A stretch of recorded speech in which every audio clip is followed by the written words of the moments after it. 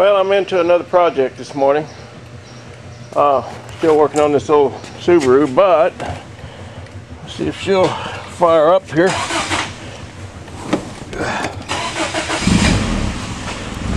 There we go.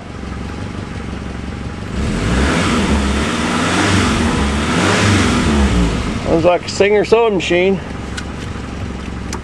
Anyway, what I got into was both the doors handles on the driver's side were broken. And I got into this one yesterday and I got it fixed, and boy, it was a bugger too.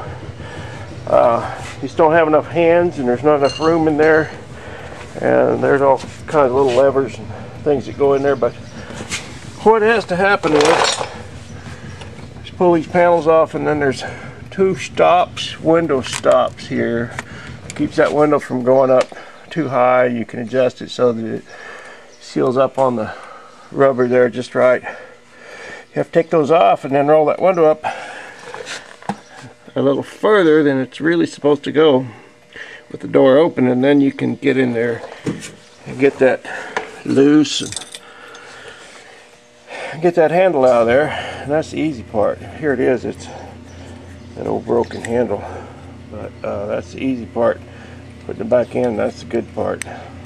But I've got enough old Subarus around here, and I've got extra doors and doors that came off of the old hoopy there, and so I'm salvaging parts out of those doors, and I've got everything I need. And this car was missing a little door molding on the driver's side door, and lo and behold, I had that too.